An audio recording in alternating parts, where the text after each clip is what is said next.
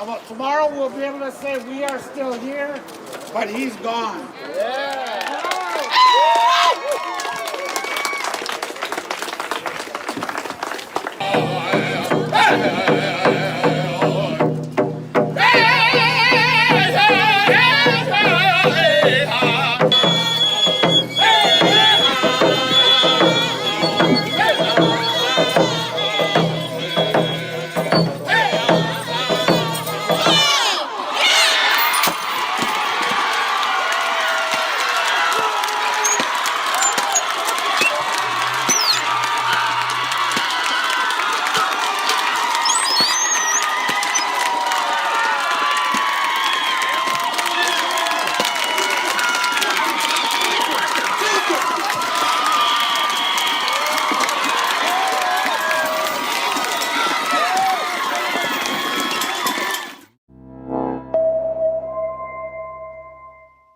I mean, seriously, who can't get enough of that content right there? The pulling down of Christopher Columbus statues is literally something I could watch over and over and over again. Welcome to Burn It Down with Kim Brown, everybody. And on today's program, we are going to reach back, if we could, by about a week or two to Stir Crazy, when we have hosted conversations about Indian country and indigenous issues here in the U.S. every other Friday. It's called First Nation Friday. Well, today's going to be the last First Nation Friday. And as devastated as I am to tell you that, I am encouraged because we have a big announcement coming at the end of the show that we can't wait to tell you about where you can get indigenous news. I'll give you a hint.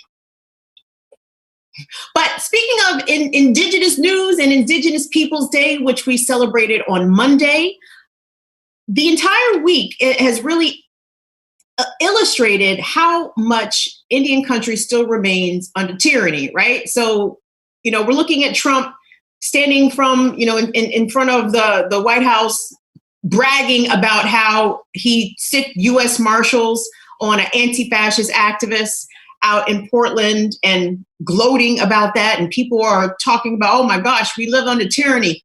Native people have been living under tyranny for hundreds of years right here on this continent. And please don't think that the United States government has taken the flame down on tyranny against indigenous people. Not at all.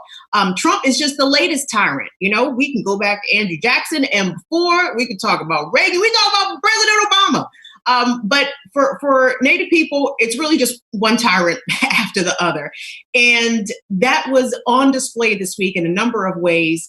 Border Patrol agents fired tear gas and other munitions at indigenous activists who are protecting sacred lands from border wall construction. We also have seen an issue that we're going to talk about coming from Canada and Nova Scotia, where Native people were attacked, Native lobstermen were attacked by literally a mob of angry white folks.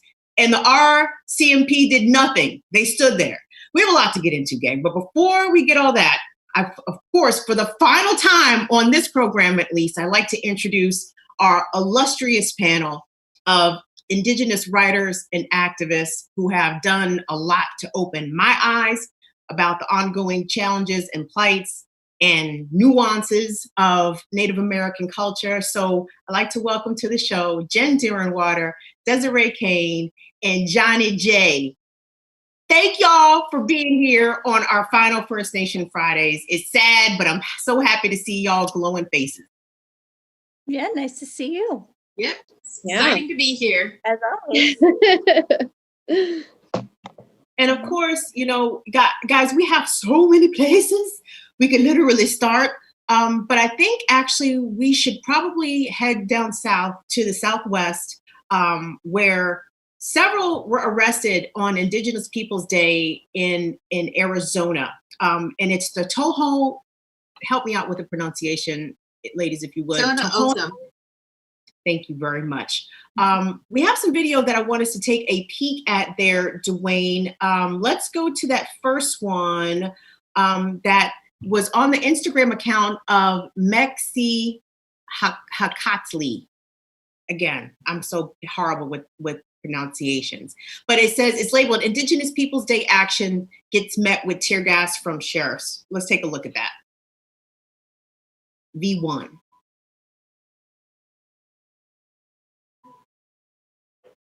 You remember back in July, the U.S. Supreme Court ruled that much of eastern Oklahoma is what's called Indian country under federal law. The immediate effect of that had to do. That's not it. It was from Tuesdays. It's on the docket. It's labeled V1. It says Indigenous Peoples Day actions met with tear gas from sheriffs. I'll give you a second to catch up with that. But listen, in the interim, while we're waiting for that video to come out, we know that people were arrested at this Indigenous Peoples Day action. It was near this border checkpoint just west of Tucson. Desiree, you actually sent me the video that we're looking for right now from Instagram. What do you know about the actions that were taking place there and why the conflict came with Border Patrol agents? I mean, the U.S. is illegally occupying unceded Tohono O'odham Treaty Territory. And so the community is clearly unhappy that a occupying force is in their life and disrupting their travel, disrupting their access to their families, something that has been going on for so long. I think people have just had enough.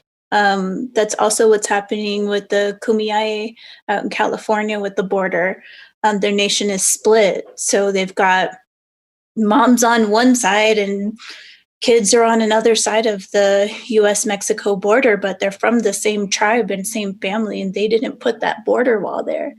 So they're fighting for their human right of access and access to migration that is, there's no one standing in the way. Those communities have been traveling like that for millennia, and the last,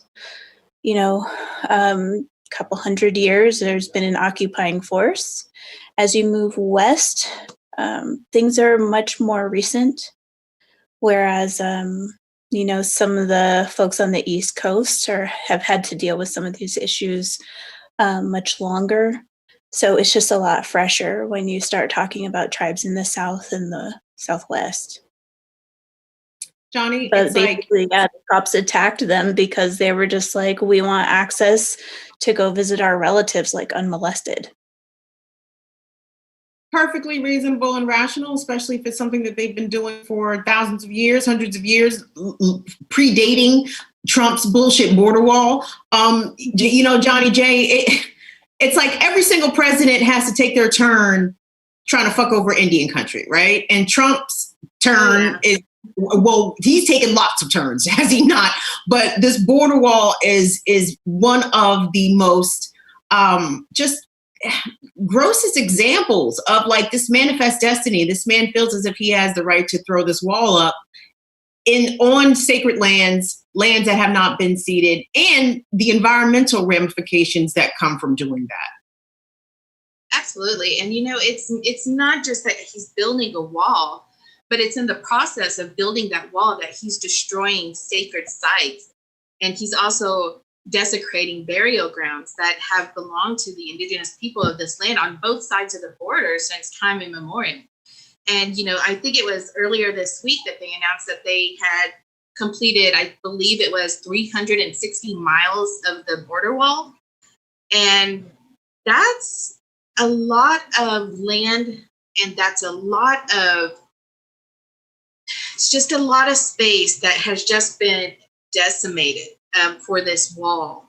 And you have indigenous people on both sides of the border that have been greatly impacted by this. And, like Desiree was saying, we have tribes that have been split in half. One side exists on the one side of the border, the other on the other side. And, they were supposed to have a relationship, an agreement with the government that would allow them to be able to cross freely. But that has really been disrupted with this administration. And if you're living in one of those border towns and you're an indigenous person, you're going to have a story about having to interact with Border Patrol and them assuming that you're one of what they call an illegal. And I believe it was one of the speakers at this rally, was saying that there's a lot of solidarity among the tribes on both sides because they're just tired of having to fight for their rights, to the right to just exist on their homelands. And you think of I think it's really hard too, because when you really think of our political climate now, like we're just the militarization that is going on, the surveillance, it's not normal. And, a lot of people are just now starting to get upset with this. But if you're Native and you especially reside along the border, this is not new. This is something that you have dealt with for generations. It's just something that, is just there. And no matter how much you fight against it, it's not getting better, and our rights aren't being respected. In fact, every single administration that comes in, those rights get cut just a little bit more. And, these are unceded lands. That means there's no treaty rights. They have no right to these lands. They were not dominated. They were not won in a war. They were unceded. These lands still exist to these Native people. So it is really just angering that this is going on, but more so because, it just bugs me to no end right now, because, in the last couple of weeks, Trump has really been trying to court the Native vote and trying to say that he has done so much for Native people. And in fact, earlier this week, they also launched the Native Americans for Trump coalition, trying to grab that vote. But at the same time, you look at the reality of what he is doing to Native people. He has challenged federal recognition. He has tried to grab land. He has built this border destroying sites, building it without even getting environmental impact studies, and just forging ahead.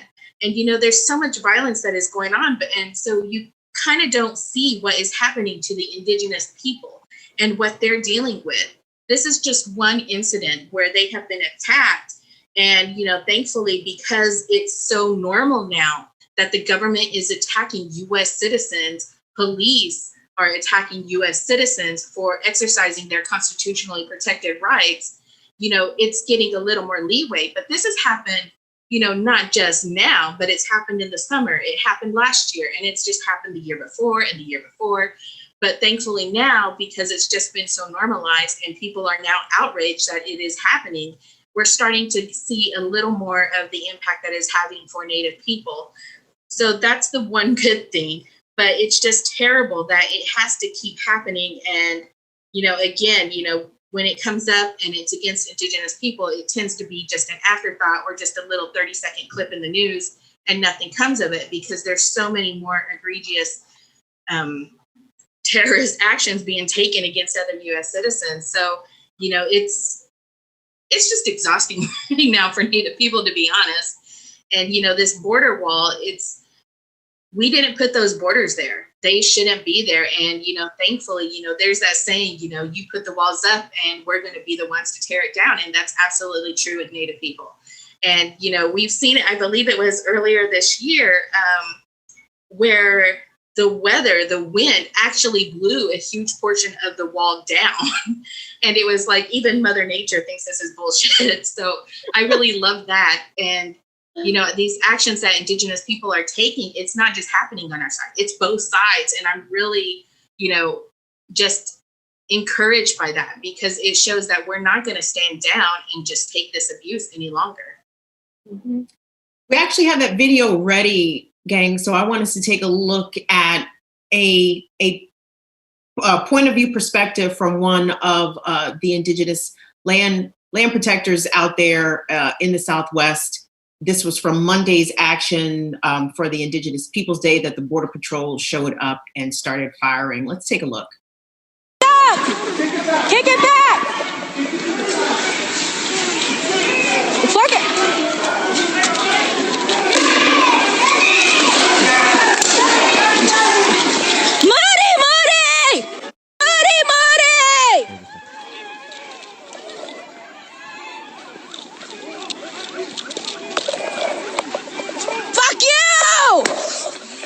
Get it!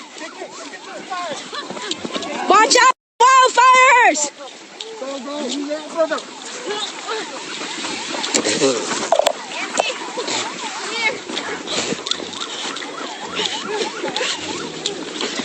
I can't. And again, that was from the Instagram account of Mexi Halati. I think we can probably drop that credit maybe in the chat, somebody, just so I'm making sure that I'm crediting them perfectly or accurately. Jen, you know what that reminded me of? Scenes from Standing Rock and other places where Indigenous people have taken a physical stand against the law enforcement state of the United States. What are your thoughts about that crackdown on that protest from Monday? It's not new. It's just, it's the same thing, different day, and I don't say that to, try to disparage what our people have gone through, are going through, but it's just another day for Natives in America, and I also want to say this kind of violence is similar for Indigenous people across the world. So it's not just, those of us considered American Indian. It's just a violence against Indigenous people really worldwide.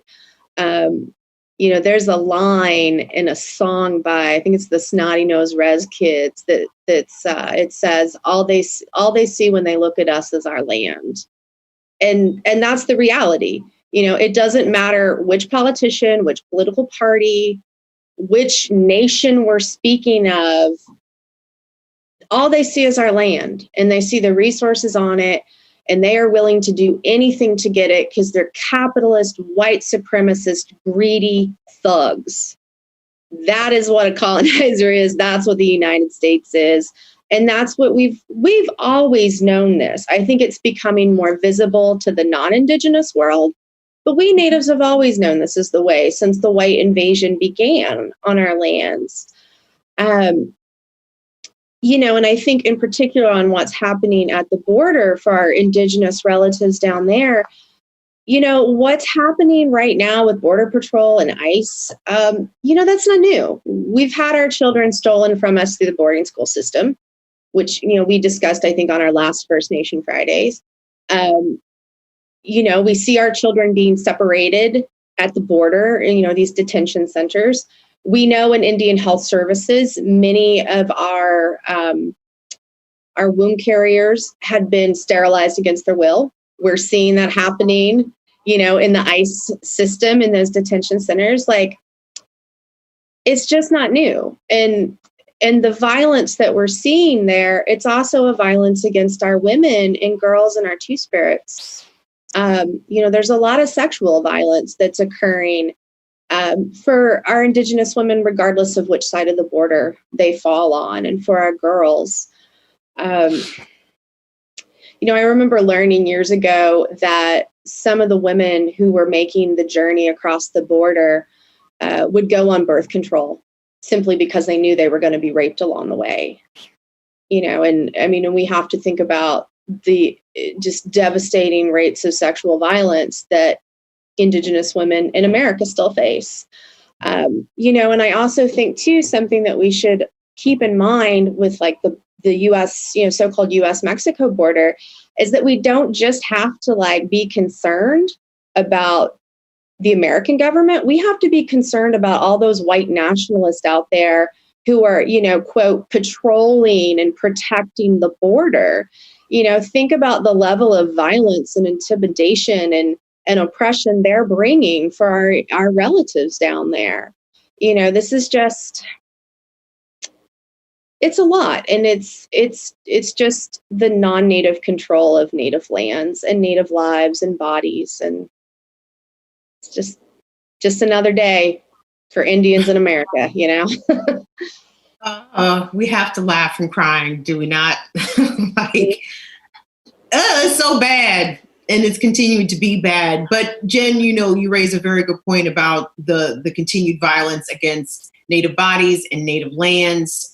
One move that happened in recent days came from Trump's Environmental Protection Agency, where somehow, in spite of the Supreme Court ruling, the McGirt decision, and let me credit all y'all because y'all told me over the summer when it happened. I'm like, oh, isn't this good news? Isn't this a great decision for Indian country in Oklahoma? And y'all were like, yeah, but no, because we have to watch this. We have watch for funny stuff, and the funny stuff has presented itself right now. EPA is telling the state of Oklahoma that they can still have control over tribal lands, environmental control over tribal lands, despite the McGirt decision. This is a pretty good package from KOCO, I believe, out of Oklahoma City. So let's take a look at that, kind of explaining what happened. You remember back in July, the U.S. Supreme Court ruled that much of eastern Oklahoma is what's called Indian country under federal law. The immediate effect of that had to do with many criminal cases within the Muskogee Creek Nation. But today's decision from the EPA underscores how much confusion there is ahead for the whole region. Tonight, the EPA telling Oklahoma in this letter that it can continue regulating environmental issues like fracking and hazardous waste, even on tribal land in eastern Oklahoma. There was speculation that after that landmark McGirt decision, the state may be limited in what powers it has on tribal land. It moved from the state to the EPA on who regulates the environment. We wanted to protect the environment. It didn't expand. I believe we have to have one set of rules to be a healthy state with one set of regulations. Some tribes speaking out against the EPA's decision today. Cherokee Nation Principal Chief Chuck Hoskin Jr. saying they asked for each tribe to be consulted individually about this, which he says didn't happen. He added, quote, all Oklahomans benefit when the tribes in the state work together in the spirit of mutual respect, and this knee-jerk reaction to curtail tribal jurisdiction is not productive. That was Dylan Richards reporting from KOCO News 5 in Oklahoma. Now we have a pair of Oklahomans on the panel, and Jen, I know you're Cherokee. Johnny, I think you mentioned you're Cherokee also in part. Choctaw and Otoe, Missouri, both from Oklahoma. And not Cherokee. It's just Choctaw. Got it. So when you see this, I know you guys have already prepared yourselves in advance for something like this to come down the path, where a decision was made by the so-called highest court in the land, and yet here comes the federal government in conjunction with Governor Schitz. Isn't the name Governor Schitz from Oklahoma? Governor Schitz. Well, he's Governor Schitz on this program. So Governor Schitz and the federal government are tag teaming once again to deny Natives sovereignty over their own lands. Who wants to hop in on this one first? Well, we said that when this ruling was passed down that we needed to watch out for other things, that it was going to start this kind of like domino effect of Oklahoma trying to grab back power in any way that they can. And this was one of the first ways that they were able to do it. But I think it's important to also note that this really isn't a new ruling. This was actually something that was done back in 2005, and it was a midnight rider that was attached to, I believe it was a transportation bill that took away environmental regulatory control of Oklahoma tribes if requested by the state, as it now does. And it was something that was slipped in there. And Oklahoma is very pro-fossil fuel, big oil, big agriculture, and they want to have access to native lands. They want to be able to do this. And some of the issues that Oklahoma face, it's not just fracking, it's not just the pipelines, it's hazardous waste dumping on tribal lands. When I was probably about 15, I was part of a great summer camp, and one of the issues that we tackled was the state of Oklahoma wanting to put hazardous I believe it was a uranium dump on some tribal lands that once housed the Chilocco Indian School. And it was a huge issue at the time because tribes were still trying to figure out what do we do with this land. And so, they really had to fight against that happening. And luckily they weren't, they were successful. But this is something that kind of led to that midnight rider, is it's where tribes were fighting for control of their land and were winning. And this midnight rider kind of helped, I guess, in Oklahoma's eyes, even the playing field a little, to where they could have control if they requested it from the tribes and from the government, because the Supreme Court can nullify, or actually, I believe it's federal legislation can nullify Supreme Court rulings. So just because there is a Supreme Court ruling, and this is something we brought up with McGirt, it doesn't mean that legislation can't be passed that would nullify that ruling. And we see this happening already. And it is kind of terrifying because, we don't know which way this election is going to go. And, even if Biden wins, there's no guarantee that this isn't still going to be an issue that we're going to be facing under that administration as well, because they do not want natives to have autonomy. They don't want to recognize our sovereignty, especially when it comes to our land and the resources that we have. And to see this happening now is just terrifying because Stitt is very anti-native, and this is largely in retaliation, not only for McGirt, but for a lot of tribes pushing back against him in trying to take more money from native tribes through trying to say that the gaming compacts were expired and that they had to enter into new agreements with the state of Oklahoma. So all of this is just retaliation on his part, trying to hit natives in any way that he can, throwing stones, just hoping that something hits. And it just happened. In this case, it did. And it's very terrifying because the impact of this is just huge. It's just terrible. It's exhausting. honey, I know. Jen, I wanted to get your take on this latest development as it pertains to Indigenous sovereignty in Oklahoma. But first, let me ask you a question. I mean, do tribes participate in fracking at all in Oklahoma, to your knowledge? I mean, are tribal lands being fracked with consent of the tribes or against their consent? I feel like it's a bit of a mix, but yes, there are tribes that at this day are consenting to fossil fuel,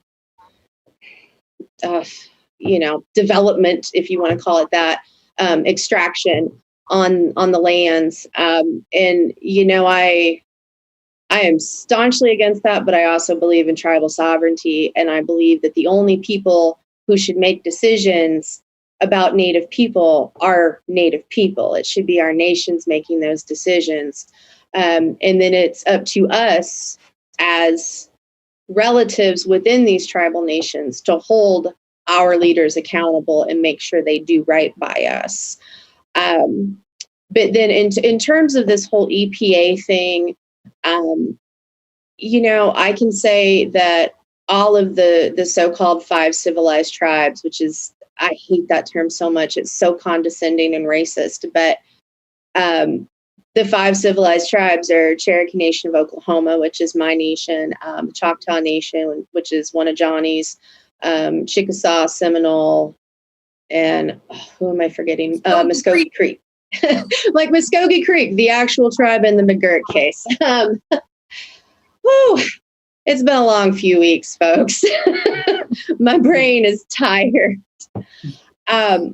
Anyway, like our tribes immediately after the McGirt ruling started coming together and trying to figure out what are we going to do, because they knew the federal government would work with the state of Oklahoma to find some way to undermine McGirt. So there was a lot of back and forth internally amongst our people. Because we knew it was kind of like Johnny and Desiree and I after McGirt were like, yeah, that's great. We're glad the ruling went the way it went, but the government will find a way around it, because they always do, legal or illegal, and it'll mostly go unnoticed because the media doesn't typically report on Native people, which is part of what makes First Nation Fridays so special. But, it goes unchecked. And the thing that irritates me on top of that is that this idea that tribal nations are not capable of governing ourselves and the people residing on our lands. It's very paternalistic.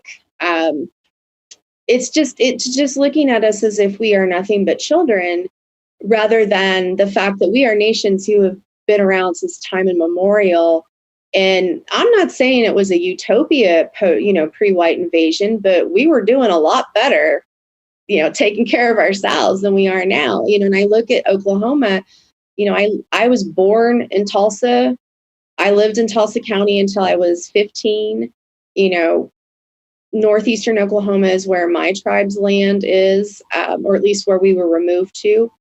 But, I look at Oklahoma, and the Oklahoma government has done an awful job of caring for all Oklahomans, native or otherwise. I look at what they've done to the land. Like, Oklahoma is now the most seismically active state in the continental U.S., and that is all because of fracking.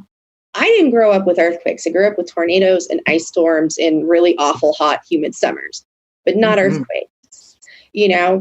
I look at our educational system. Like pre-COVID, we had some school districts where kids were only going to school 4 days a week. And it was partially because of budgeting issues. Johnny brought up that it's not just the fracking. For those of us in Cherokee Nation, we now have problems with really big, like large-scale chicken farms coming in, polluting the water and the land. Oklahoma is now basically the prison and the pipeline capital of the world. It's just insulting that the federal government and the Oklahoma government somehow thinks that Oklahoma can do a better job at managing the land and the people when they have repeatedly failed every single Oklahoman. And the real kicker of it is that then the Governor Stitt and the other legislators have the audacity to demand money from us for gaming. Like, just how dare they? Cherokee Nation is providing jobs, not just to Cherokee Native people, but to non-Native people. They're picking up the slack on healthcare and education. They are coming in and doing what Oklahoma is just shown time and time again that it's not willing to do. So, yes, this is about the EPA and McGirt, but it's about so much more. You subtract Native revenues from the state of Oklahoma, that bitch will collapse, okay? Real talk. And I say this as someone who reside in Tulsa, so I had an up close and personal experience with Oklahoma. It's a scary place, I'm trying to tell you, for Black and brown people. And again, Tulsa has a lot of historical Black history, but again, it's racist out there, and it's palpable, and it is still very much popping. They love the racisms out there in Oklahoma. Desiree, when we see the speed that it really took for the federal government and the state to hurry up, tag team against Indigenous sovereignty, and it's obviously not the first time that this has happened. What are the next steps? I mean, do the Native tribes of Oklahoma need to go back to court? And I wanted to also highlight something that was pointed out in the clip, had to do with, I think, the statement from the chairman of the Cherokee Nation, when he said that he hoped that the EPA in the state of Oklahoma would have gone to each individual tribe and gotten them to come to a consensus. And that's not been the way that the United States deals with Native country. I mean, not recognizing that these tribes are all sovereign, but instead dealing with Native Americans as a monolith. That's, what they do, right? No nuance, no real understanding. What they do understand is the historical dynamic where Natives are forced to do whatever they want us to do, or our nations. They also participate in that divide and conquer thing where, there's a bad habit Americans have of playing any Indian will do. I don't know how else to word that, but it's basically like, if you don't like what the Native community is telling you about your actions, you just go find someone who agrees with you, because as in any diaspora, you can find someone who agrees with you. We have Natives who have viewpoints of across a diaspora of people. So I know that they understand that dynamic, that you can just pick and choose. That's what happens in the United States, is this like picking and choosing of whatever serves your individual desires, whims, or needs. We do it with culture. You see it on every level when it comes to Native, theft of Native culture, theft of Native land, that sort of thing. So I don't know, as I was sitting here listening to everyone talk, it just really struck me how there's a template that's used. And once you kind of see it playing out, it's pretty easy to identify, right? So the colonizer, they want the land, or they want some resource, or they want something. And in the case of fossil fuels, right? So they'll go and they'll bring their own scientists, and regardless of what Indigenous historians, maybe people who work with the land, work with the medicines, what the ecologists say, they're like, yeah, but our scientists that we paid say this. And so they create these panels where they're going to educate the community on such and such. It's the very old proselytization model of the churches and how you get into Native communities. So when you understand that the United States works on this model of how the Christian church proselytized on this continent and then forced Native people into believing in Christianity, it's the same. It's just taken it's like a different outfit on the same body, right? So I saw that going on in Guyana when Exxon was trying to win over the Amerindian, tribal chiefs for offshore drilling. And for some reason, they're able to control so much that the truth rarely, if ever, gets out about how damaging it is. I went down, as I guess a little bit of a tangent, but I had gone down to Guyana and gave a talk about what I had witnessed and what happened with me at Standing Rock.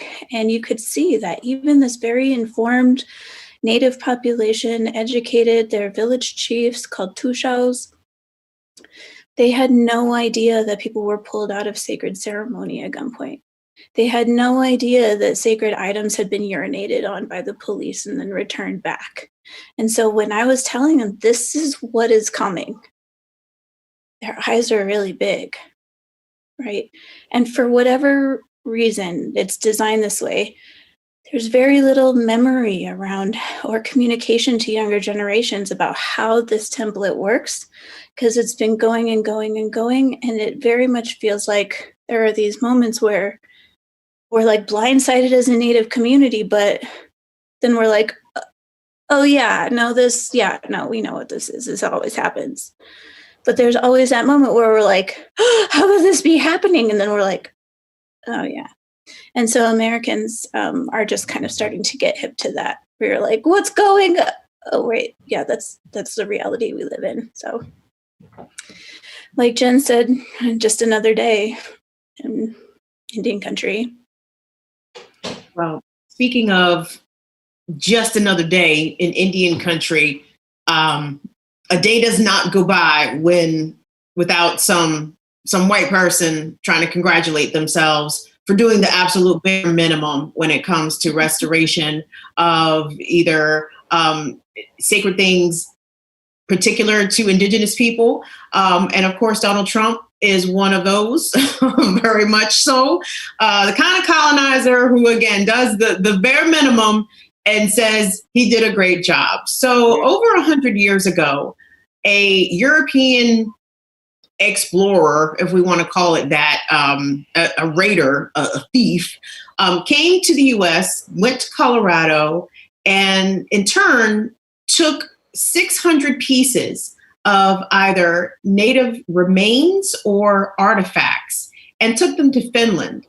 And for reasons I don't quite understand, maybe someone in the chat could explain this to us, Finland did not want to give these items back until the Trump administration, they got together on some, white power collaborative, and Finland has decided to return now some of these items. They have already been repatriated back to some of the native peoples from the Mesa Verde region, but I think it originates in Colorado. But we have a clip kind of explaining what happened. Let's take a look at that. In 1891, a young Finnish professor traveled to Mesa Verde in Colorado to study the cliff dwellings and returned to Finland, taking Native American artifacts and remains with him. Since then, they've been sitting in the National Museum of Finland. We took them, the remains back on Saturday from Helsinki all the way to Mesa Verde. But getting the artifacts and remains back to the U.S. wasn't easy.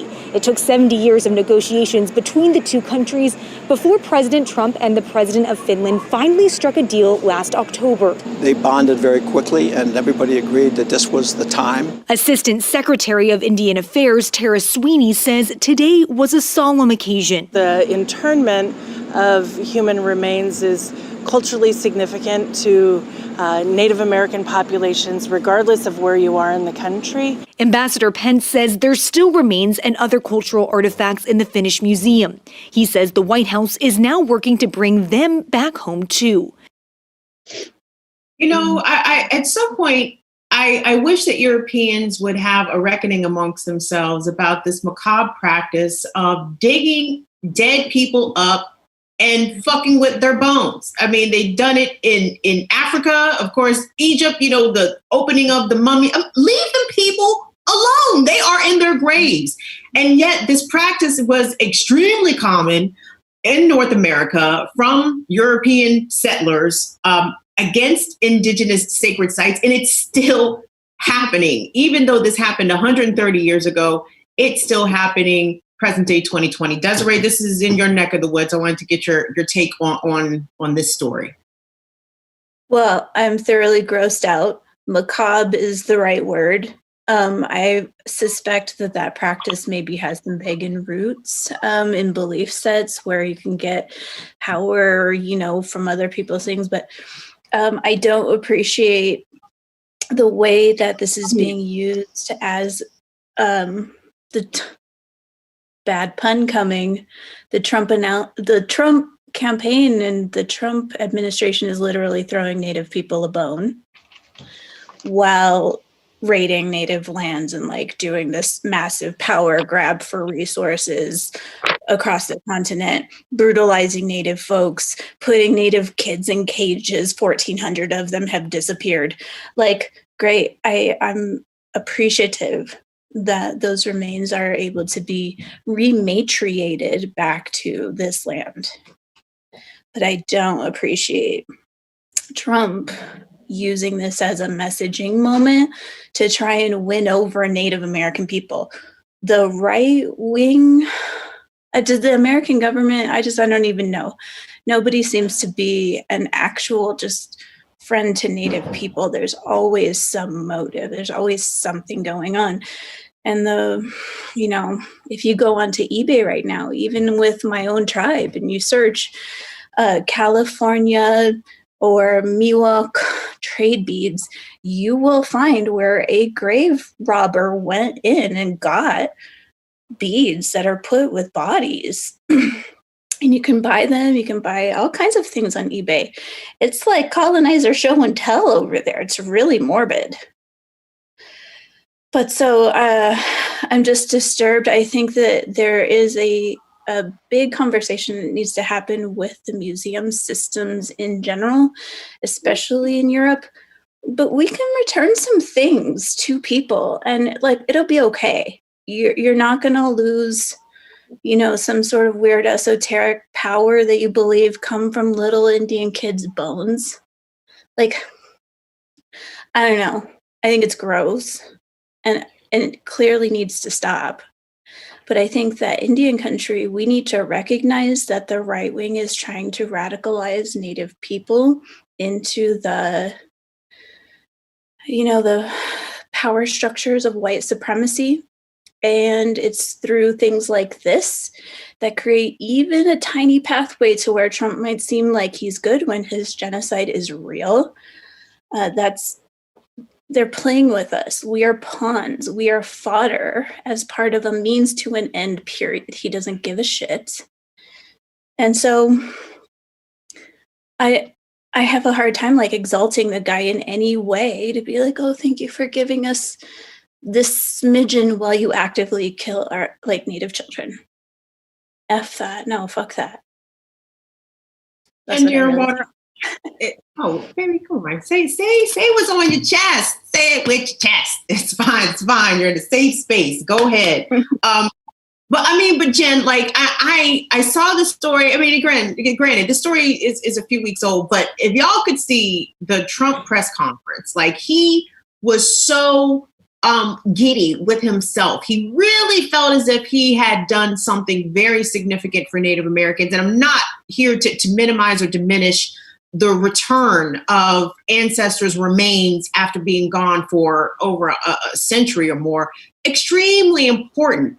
However, that it does not do much in the way of policy that impacts Native people, unless he's going to go around to every single country in the globe that has stolen items from people from this continent, of Indigenous people native to this continent, but especially the remains. What are your thoughts? I think it is ironic at best that a man who uses a Native child who was sex trafficked, raped and moved off to England against her will, using her as like a political prop while her remains still sit in the UK.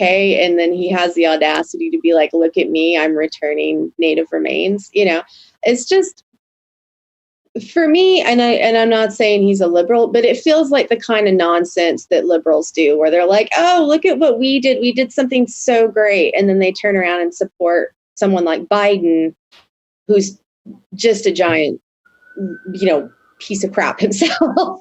You have a teachable moment right here, because I did not know this. Pocahontas's remains are still over in the UK? Yes.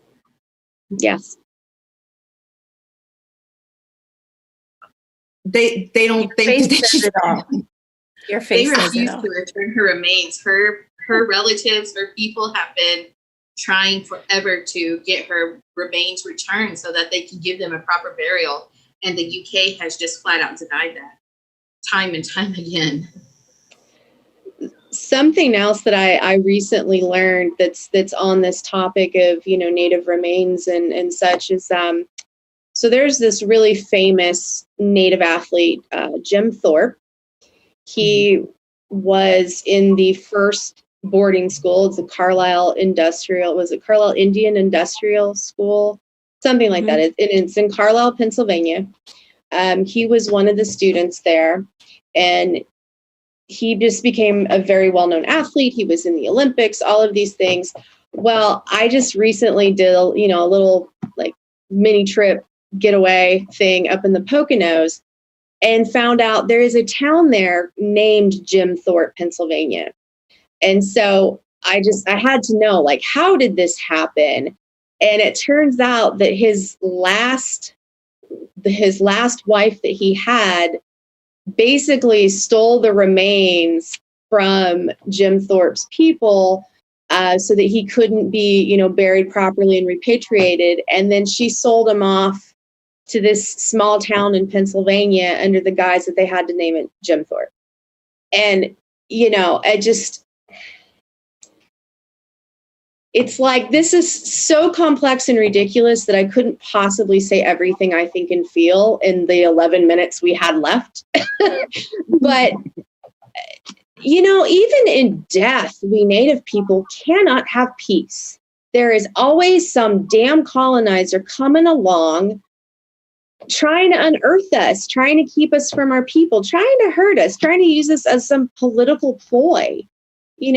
Even in death, we still don't get to have peace. I mean, Johnny J., George Herbert Walker Bush was a powerful man. Perhaps we should run to Texas and dig him up and gain some sort of power from his bones. And, it's so bad, but every Halloween or anytime, people start talking about Native burial grounds, I bring it up and I joke around that I'm just going to start going and robbing graveyards and digging up people's grandmas and being like, whoa, look, there's a white American princess. And it's so terrible that I joke about that. But, you get so frustrated and so angry because, like Jen said, like, even in death, we don't get rest. And, this is such a widespread problem that in 1990, they passed the Native American Graves Protection and Repatriation Act because so many white people were just going to Native burial grounds and taking body parts. Just recently, there was an artist, I believe on Instagram, that was selling earrings and jewelry that were made from Native American teeth. And that's really disgusting. And, people are just so enthralled by this idea of like, oh, I'm going to wear Native people as jewelry. What the, I don't, I can't even wrap my head around that. But it's such a huge problem that they actually had to pass a law against this. And, this is where part of this return comes back because, this only applies to museums in the US. It doesn't apply to international entities, which is why it's taken so long for the return of these remains for the Hopi people to happen. And it's so angering that Trump is taking credit for it because the talks for this began in 2014. And the Hopi, the Acoma, they had people that have been working on this for such a long time. And it feels so gross that just because he is the one where, that they finally came to their senses, we're like, okay, this is the right thing to do, that he gets to take credit for it. And like Desiree said, he gets to rub it in the face of Native people and be like, look what I did for you. And to rub it in the face of, non-Native supporters who don't know any better, who are going to look at it, but he's helping Native people. He returned these remains. No, he didn't. And, and honestly, I am not going to hold my breath on this until it happens, until those remains are returned and given back to the tribe. Until that happens, this is not a done deal, because we all know that when it comes to political dealings or deals or agreements, that they can easily be just discarded for whatever reason. Say Biden gets into office, maybe the agreement that he made with Finland is like, well, if I don't win this next election, well, then this is void. Maybe that's the agreement he made. We don't know, because nobody knows what this agreement is, just that he made an agreement that the remains will be returned. But it's so angering to me, especially now that it's, October and Halloween is just all around us. And this is the time when Natives really get hit hard from all sides with the ancient burial ground tropes, with, one of the Indian schools up in, I believe it's Minnesota, just put out a call for volunteers to keep ghost hunters from breaking into one of their abandoned residential Indian schools and doing investigations, because for some reason, white people are just so disrespectful to Indigenous people that they treat our deaths like a sideshow. They treat our remains like something that they can take and just show off to their friends. And this was brought up too in, I believe it was Rob Zombie's last movie, Free from Hell. And, there was a lot of Native stereotypical imagery used in this. And one of the things that just bugged me, but it was also really clever to me in the way that it kind of resonated with the whole story, was that they had an Indian skull on display. They had the headdress on display. And, they were bragging that this was taken from an Indian chief. This was taken from his graveyard. And it's like, that's what white people tend to do. They collect us. They want us on their shelves. They want to use our sacred ceremonial items as show and tell. And it's like Desiree said, it's just so macabre and just so frustrating that this is something that we still have to do with, because they wouldn't do that to their own grandma or grandpa. They wouldn't go raid their graves and put their skull on the mantle and be like, hey, look what I have, but it's okay to do it with Native people. So just for the record, and you raise a really good point there, Johnny J, according to the Trump administration, this repatriation has already taken place as of maybe about a week ago. But we know Trump lies about everything. So I was trying to find some video, at least perhaps posted by one of the tribes who may have received back the remains of their ancestors. I was looking for one on YouTube. I could not find one. I really was looking for the voices of the tribes. It hasn't happened yet. The tribes have just announced that they're going to be handling, I believe it was the chairman of the Hopi tribe just announced that his tribe is going to be the one to kind of take the lead on handling the return of those remains. The agreement has been made, but the actual exchange hasn't happened yet. So, you know, that's why I was saying, like, I honestly am not going to hold my breath on this happening until it does, because, you know, like you just said, Trump is a liar. He cannot tell the truth to save his life.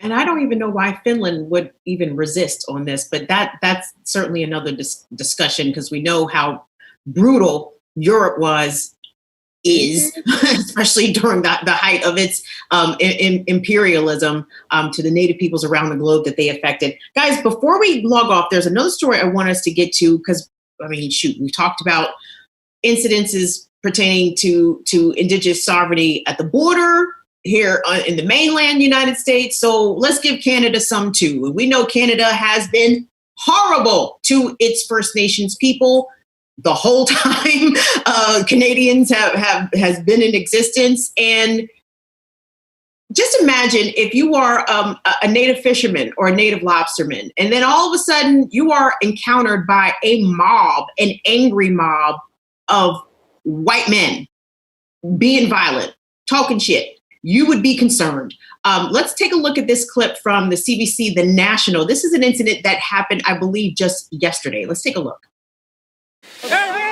It was perhaps the culmination of rising tension. The chief of the Sebeganegidi First Nation at the center of an altercation after a disturbing 24 hours. People could have died last night, which is, somebody's going to be held accountable, and we'll be taking further action. This is a mob of people terrorizing. Last night, 200 non-Indigenous commercial fishermen gathered outside a lobster pound. It's where some Indigenous fishermen had been holding their catch. Cops just sitting there while they take all these crates up. This Indigenous fisherman says he barricaded himself inside. They said they won't let me leave unless they have my lobsters. While the group outside destroyed lobster, threw rocks, One almost got me in the head with it. and vandalized vehicles. They slashed the tires. I watched one guy pee in the driver's seat of my truck. The Sebeganegidi Band launched its own fishery outside the commercial season last month. The Supreme Court of Canada affirmed their right to fish for a moderate livelihood 21 years ago, but no rules were established as to how that should be implemented. That's led to standoffs on the wharf for weeks. Our role essentially is try to keep the peace here. But why has no one been arrested then? We are taking the information and the evidence into account to make a judgment and a thorough investigation. We certainly don't go and arrest under emotion and for no reason at all. But again, it seems that last night there were officers witnessing what you described as criminal activity, yet no arrests were made. It's a measured approach. By late this afternoon, a moment of calm. Honestly. And if you want to reach out to me sometime and we can have a talk privately somewhere. But still, the path to a resolution remains unclear. Kayla Hounsel, CBC News, Halifax. Desiree Kane, thank you so much for bringing that story to my attention, because when I saw it, I said, well, let's do a little switcheroo here. Let's have a large group of Native men who are rowdy and violent surround and hold against their will two white Canadian fishermen. And do you think the Royal Canadian Mounted Police would have stood idly by and said that we don't make arrests based off feelings and we're here to maintain order? That was the biggest crock of shit I ever heard from that cop. And if you had any doubts as to whether or not cops are better in Canada, newsflash, they are not. Desiree, let me get your take on the incident that happened just last night in Halifax in Nova Scotia. If the rules had been reversed, the RCMP would have just killed those two men right away. They would have just offed them, and then they would have forgiven the officers. You know, it's not like a kinder, gentler colonialism up in Canada. Right. So, you know, it's equally as ruthless.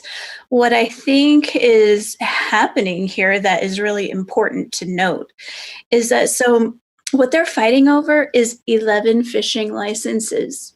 And out of the main lobster fishery, there are 979 issued. That is the true scale of how things are. And they don't want Native people to have any sort of economic stability whatsoever. So, you know, heaven forbid that a tiny little band issue 11 fishing licenses when the government has said that they're allowed to do that as long as they don't generate too much wealth accumulation, because one of the uppity Indians over here. But this is a long-running conflict, but it's really about 11 licenses and 50 traps against 979 fishing licenses. So these like roughly 1,000 fishermen are saying that it is entirely possible that 11 fishing licenses is going to destroy their industry, when you can see that the pandemic has impacted all of the seafood industry and trade from here to China. It's impacted. So I think this is the violence of inaction from RCMP that we're like really keenly hip to in the United States, because we've watched over and over, and so have First Nations people, that the RCMP choosing not to act is equally as violent as taking a violent action, like aggressing towards the nation. Like they want compliant Indians, and the Native people are like, we've been fishing these waters for like 1,500, 2,000, 10,000 millennia, and you want to control it. So we're going to work within your system, and we have our own fishery. That's what this tribe, this band is saying. They're like, they're working within the rules. But right now out in Nova Scotia, it is white people mob rule with the police backing them against 11 fishing licenses. Like, it's just, you ever see someone with like a big, loud, polluting truck and you're like, you, sir, are overcompensating for something? This feels like that. You know, Jen, Desiree raises a great point that the inaction on behalf of the RCMP in that situation is equally as violent as the actual violence that was being perpetrated by the white mob against these native lobster people. I mean, how many laws did we see broken just right then and there? Let's see, false imprisonment, robbery, stealing their product, vandalism, destruction of property, and the police did not. Exactly. Just the way that law enforcement on this continent, from Canada, US, Mexico, and even points further south, just allow violence to happen against Native people in plain view, in plain sight. And it's almost like the white pass. Well, this is white people doing this against Native people. We don't want to arrest Jim. We know Jim and his son. We go fishing with Jim. Tell me your thoughts about what we just saw. It brought to mind some of the fishing treaty battles that our relatives up north on like the US-Canadian border up in that area have had back in, I believe it was in the 70s in Wisconsin. Some of the tribes there started asserting their sovereign rights to their fishing by just going out and doing it. This was a protected right for them in their treaties, and they were met with just violent mobs of white men assaulting them, threatening them. And this went on for a long time. And it didn't matter if it was our men or our women going out to do the fishing. Like, if you were a woman, you were getting hit with the violence too. In some cases, it seemed like it was significantly worse.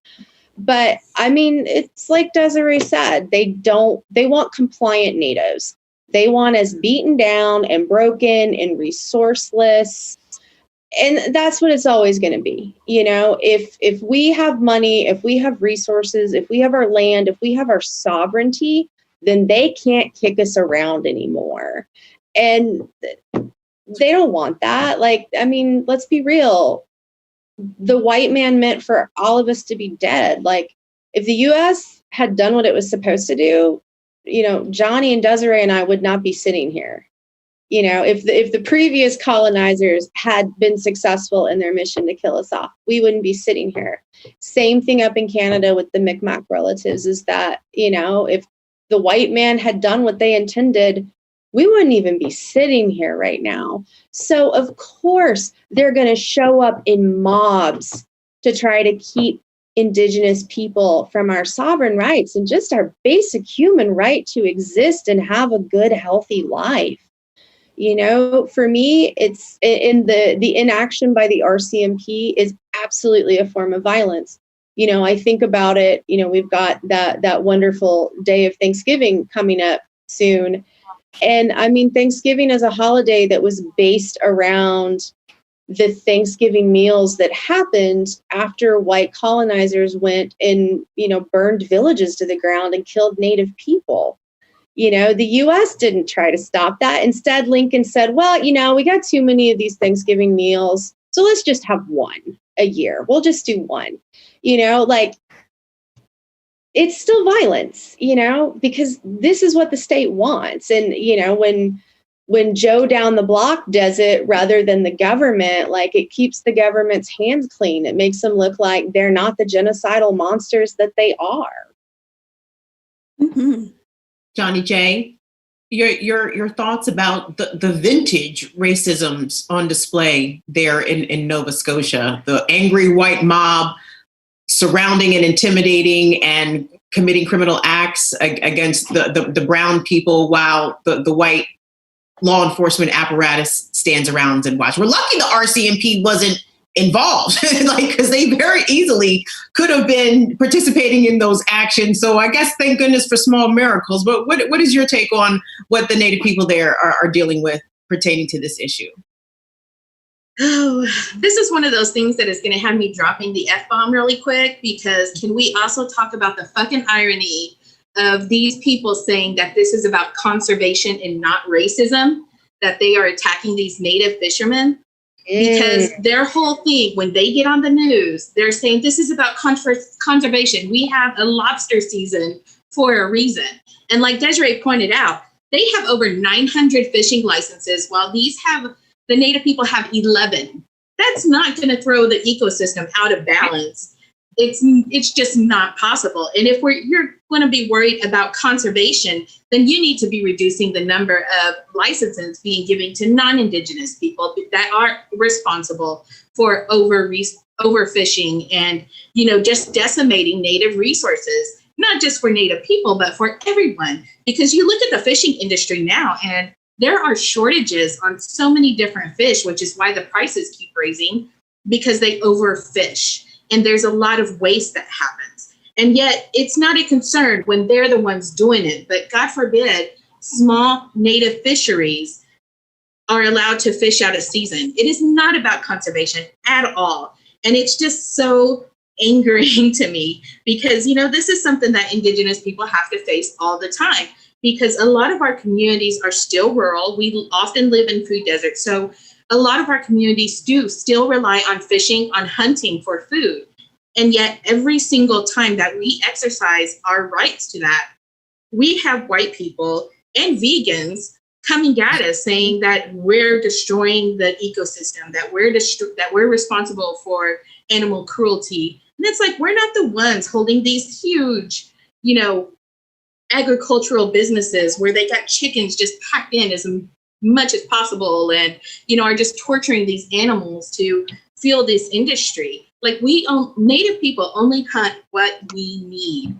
We use every part of the body. Nothing goes to waste when Indigenous people are using our resources, and we know how to use them. We have been responsible for those resources since time immemorial. We have had to steward those resources, and we know, you know, to keep a balance. Like, we know that there are certain times when you shouldn't fish this, or you shouldn't hunt this animal, because you need to allow that population to grow. Like, this is what Indigenous people just know inherently. But yet somehow when we exercise our rights that, you know, we have had since time immemorial, it's just white people lose their freaking minds. And they want to take that away from us and blame us for everything that they are responsible for. And I think a lot of it is just kind of to assuage their own guilt, because they know that they are responsible for, you know, the decimation of certain fish populations, of the endangerment of certain species. You look at climate change, that's something that their industries are also responsible for. But yet we always get the blame as Indigenous people. And it's just so angering to me, especially because the police officer that you saw in the video, you know, Canada has this reputation of trying to be kind and more polite than Americans. And, you know, if you had watched the longer video of this, he actually, I believe he said something along the lines of, we live in a country so great that people can criticize the police or criticize their inactions. And that was his whole response to people calling these officers out for just standing around. These two men that were locked inside that fishery could have died. What was keeping those people from setting that building on fire? They set their vehicle on fire. And, you know, going back to conservation, in the process of it all, they destroyed what was brought in. They had the lobster out there and they were pouring chemicals on it, gasoline, and whatever they could to destroy the lobster so that it could not be used. And yet they're crying around about conservation. And it's just so angering to me because, you know, Native people right now are getting hit so hard on so many different avenues. And only just these small glimpses, you know, are getting gleaned up by the American public, by the Canadian public. And when it does, you know, it comes back to this whole thing of victim shaming. We often get the blame for the violence that happens against us. And and this is something that I've seen in comments from people responding to the First Nations people that, you know, have been dealing with this firsthand.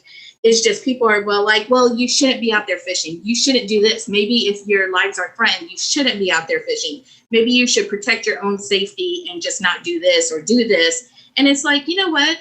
The real solution to this is that you guys just sit your asses down and leave us alone for a moment. I mean, that's the only real solution that there is. And like you can see, I'm kind of heated about this because, you know, this is a small community. And like Desiree said, we're all getting hit by COVID, you know, economically, physically, spiritually, mentally, we're all getting hit from all sides. But you don't see Native people running out and attacking white people for decimating our resources. You don't see us holding them hostage for, you know, maybe looking at us the wrong way. But yet there you have white people out there carrying and just being awful human beings and using everything in the world as an excuse. And there's no justification for it. Like, it's just so but, you know, it's so extra. It's just so extra. White people are some delicate little flowers. Like, I don't even know sometimes. I'm saying that also as somebody who is part white and thinking about some of my own white family members and the things I grew up hearing them say, and just like, God, you people, what is wrong with you? I know. And it's like, you know, I kind of feel that after this year, whenever a person of color or someone from a marginalized community says that white people are the worst, they need to just shake our hand and be like, yes, we are. Because the proof is in the pudding. There are several videos. Like, we have a year worth of videos, day after day after day. Like, they just need to be like, yes, we are. And then help us go collect their skin folk when people were problematic. Mm-hmm. Be that kind of white person that's like, oh man, white people are so problematic. But then when Karen that you went to high school with is all on some QAnon wild stuff, you go and you get them. Bring them back. Please. You know? Yeah. Guys, we have gone a bit into overtime. And before we sign off, as we said at the top of the show, this is going to be the last First Nation Friday here on Burn It Down, Kim Brown, but not to fret, because there is a new space, a new venue for everyone who wants to know the issues that are happening in Indian country, the challenges that Indian country still faces, and more importantly, the people who are doing the work for liberation, for land back, for all of that. So Desiree, I'm gonna let you tell the people what's happening here. Oh, okay. So Jen, Johnny, and myself are going to be doing Decolonized News Hour. It will be news and commentary on current issues from a Native perspective. So you can expect Johnny and I to be co-hosting and producing. Jen is going to be your regular host, and we're going to be bringing in guests who provide the kind of commentary that you're used to. And then hopefully, we'll have some crossover with Kim. Maybe you'll come over to our show one time. I don't know. The future is ours, but there's never been anything like this before. There's never been a show with news and commentary by Native non-men where the Real News Network is really doing something very special by partnering with all of us to bring you some news. So hope that was a good intro, but I'm stoked. I'm so excited. I am so excited. I feel like a kid. I can't contain the excitement. And like Desiree said, there hasn't been a show like this. I mean, we're looking at different podcasts and things, and there's just not like a regular news show that is hosted and produced by Indigenous women or Two-Spirits. Let alone those of us who have disabilities and chronic illnesses. Like in general, just disabled and chronically ill people, we don't really hear from them as journalists, or from us, I should say, as a disabled person. So this is just all around a really groundbreaking show. Like we don't even have this kind of news show within Native media. So I'm excited. I can't wait. It's going to be bi-weekly. I can't recall if Desiree said that. Are we giving our launch date yet? Have we decided on that? No? Okay. All right. It's coming soon, though. Just know it's coming soon. Stay tuned. Follow us, and you'll stay in the loop. Johnny J, I'll let you get the last comment, and then we're going to say good night. Well, I'm really excited about this because, as they've been saying, this is a groundbreaking show, and I am so glad that we have such diverse voices and perspectives between the three of us, and that we're going to be able to provide perspectives that, most people aren't hearing. As Desiree mentioned, we have so many natives that have so many different perspectives, but yet when you think of Native American, we're just portrayed as this monolith. But we are so diverse in the way that we exist, the way that we think, the way that we create. So I'm really glad that we're going to be able to provide a platform to elevate those voices of Native people who just are never heard.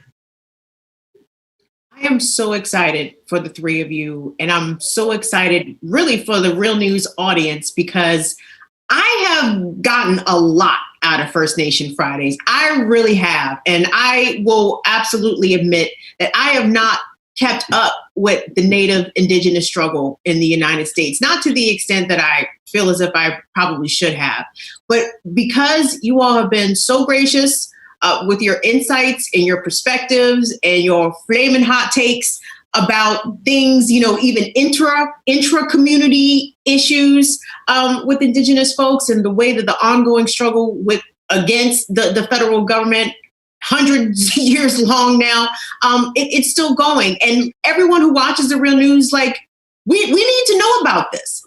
We cannot expect liberation for our own respective marginalized groups until the Indigenous people of this continent get theirs. And whatever it takes to help them do that, if you consider yourself an ally of marginalized people, you better be about that Indigenous struggle as well. So tune in to the new show when it launches. Follow Jen, Johnny, and Desiree on Twitter, on their social media accounts, and follow us here at The Real News. We will absolutely keep you posted. Guys, that is the Friday edition of Burn It Down, Kim Brown. Thank you all for hanging out with us in overtime. Don't forget to like and subscribe on the YouTube channel. And we're going to say sayonara to First Nation Fridays. She was a good soldier, but there is something better coming to replace it. So thank you so much to Jen, Johnny, and Desiree for all that you do. And listen, y'all, we will see y'all on Tuesday for Burn It Down with Kim Brown. Have a great weekend.